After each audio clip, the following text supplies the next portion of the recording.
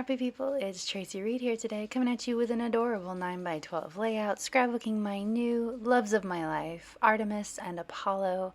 I am using my Hocus Pocus collection, which was my Halloween collection from 2021.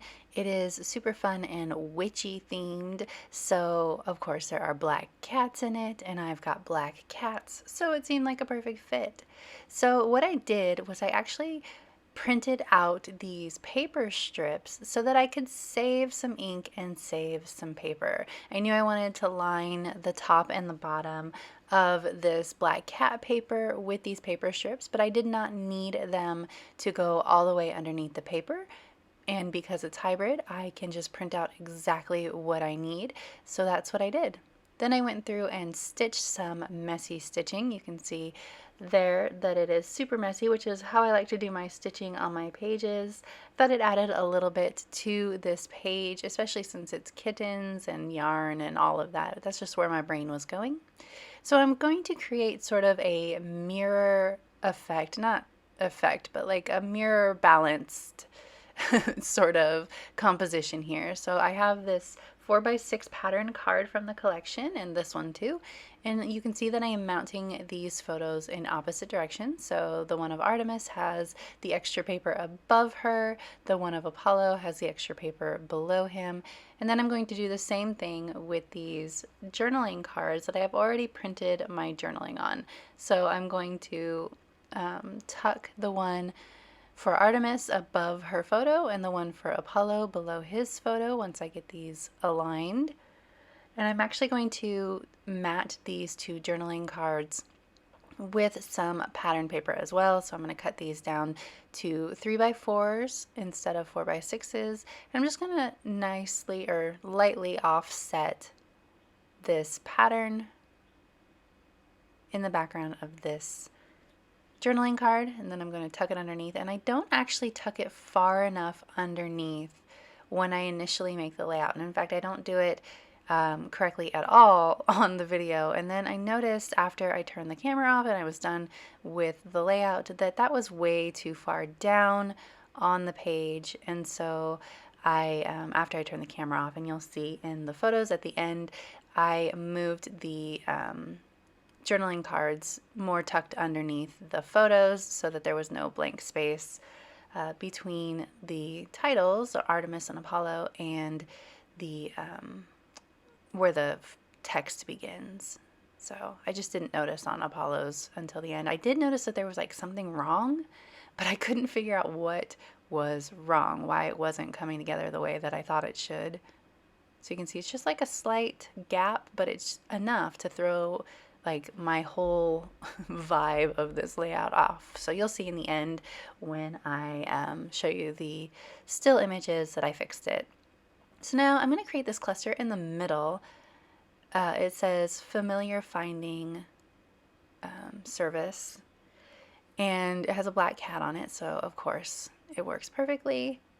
I'm going to put a flower at the top and a flower at the bottom, and I'm actually going to bunch up some string underneath as well, just to give this cluster a little bit more of an impact, especially horizontally, because the way that these flowers need to go down so that they don't cover up the photo is very vertically. So I'm going to take some of this black string and bunch it up underneath to fill up some of the horizontal space as well. I just like the messy look that this gives it too. I did this recently on a Traveler's Notebook spread or a Life Crafted spread, and so I just kind of repeated the vibe on this spread. It's okay to repeat things that you enjoy and like to do, especially since this is a 9x12 layout, so it's going in my 12x12 album, and that was a Traveler's Notebook layout, so it's going in a completely different album. It works.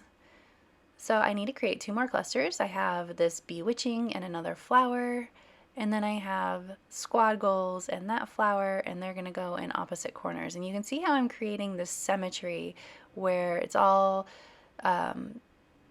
not exact mirror images, obviously. It's like the opposite, right? Down the middle of the page, but it's creating symmetry in a unexpected way, and I really enjoy I enjoy symmetry. I've noticed that a lot in my scrapbooking is I like things to have either like the same vibe on both sides of the traveler's notebook spread or the layout, or like this opposite sort of mirror effect too. It's just something that makes my scrapbooker heart happy, and so I do it often. You can see I am putting down the string behind these two clusters as well, just poking out here and there. Okay, so this is like the extent of the printables that I'm going to use, and I decided that as much as like this could be done right here, look at all that messy stitching in the back. As much as this could be done right here, I want to add in a little bit more texture. So I've got these puffy stickers from an old crate paper. I think it's a summer line that I'm going to use these black vines out of because hello, they work perfectly. Then I pulled in that stitching from an old Cocoa Daisy collection, but I decided not to use it, as well as those puffy hearts. Instead, I'm going to use the enamel dots and the enamel stars up there in the top left. Those are also Cocoa Daisy because they worked perfectly for the vibe of this layout. So I'm trying to work these vines the way, like they're just not working the way that they're designed, right? So instead, I'm going to cut one of them at least, and I'm going to use this instead. It doesn't quite match the one at the top because it has open leaves instead of closed leaves, but it works. And then I'm going to take another one of those straight ones and I'm going to cut it and put it in the middle. But first, I really wanted to use this love. Throws off the symmetry of it, which is okay, but I was trying to find a place where I could throw off the symmetry and it wouldn't bug me. So I liked it up there at the top. So now I'm going to take this vine and I'm actually going to cut it into two pieces so that it can come out the bottom of that floral cluster and not like stick too far down. And also now the puffy stickers are at the top and the bottom of that floral cluster, so that makes me a little bit happier with the symmetry. So now the last thing I need to do is add in some enamel dots, and I decided to go with this pinky color that matches the collection. And I'm going to create two matching clusters in these florals. Then I'm going to add some to that middle cluster as well on either side.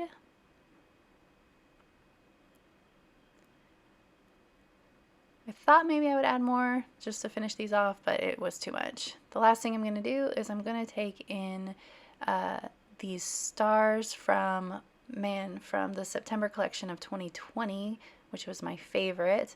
I have these enamel glittery stars that are purple, and I'm going to just put a couple in here and call it good. So if you enjoyed this video, I'd love it if you give it a thumbs up. If you're new here, go ahead and subscribe. I would love to have you. If you don't already, you can follow me over on Instagram. I'm at Traci M. Reed. I would love to see you over there as well. There's a link to the Hocus Pocus collection in the description box below, and I will see you next time. All right, thank you.